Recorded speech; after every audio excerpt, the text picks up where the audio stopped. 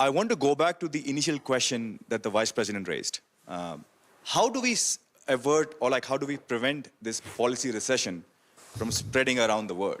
Especially in times where most of the governments are dealing with budget deficits and there are competing priorities, for example, spending on defense. Professor, you're the expert in government policies on this matter around the world. What do you say to this? Give me the easy question. Look, I think this is an excellent question, and it really speaks to the absolute urgency to build a social and political consensus for the transition. And the key to that is to make this an equitable transition from the outset. At the moment, we have a transition that's accelerating, but it's not an equitable transition. People aren't seeing the benefits in their everyday lives, or too many people aren't seeing the benefits in their everyday lives. There are huge risks, I would agree with the Minister.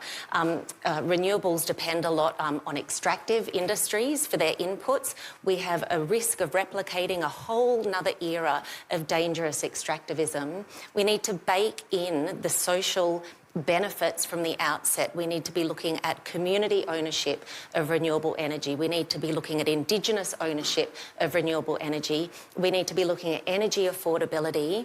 And only that way can we keep that consensus for the transition and ensure that we move ahead as quickly as we need to address the climate crisis. Same question, Lei. Yeah, I would take this opportunity to question to correct some misunderstanding on the large-scale Chinese renewable products. So actually, that's the solution for your question. If you think about Chinese renewable products, it is the productivity tools for you to build energy foundation. Then you are able to build a much competitive artificial intelligence training, much good valuable products manufacturing. Just imagine, in Industrial Revolution, if some country offer you steam engine at a very low price, you are able to build a fantastic industrial system foundation. Then you are able to open so many factories. So Chinese renewable products is kind of misunderstood. No. It's so cost competitive. They are not making too much money on that. Actually, very thin margin.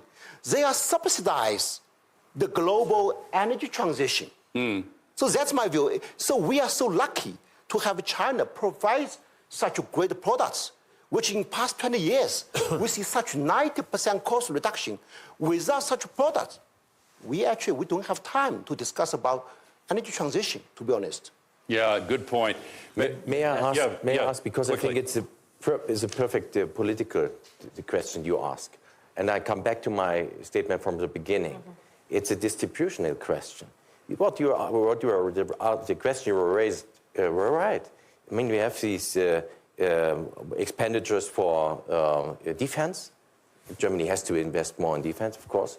And on the other hand, for the energy transition. And then you have, our choice is to subsidize now the lower incomes and have a pricing and subsidize not the bigger incomes or higher incomes, and we have a pricing for oil and gas and CO2. This is the European way. I hope we can stay on that because we have this ETS2. We postponed it for a year because of the election in Poland.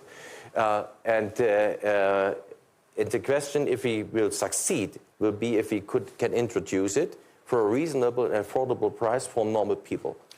So I regret to say we're out of time. We're close. This has been a fantastic discussion. Thank you all so much for participating. We have everything we need to solve this climate crisis. Some doubt we have sufficient political will.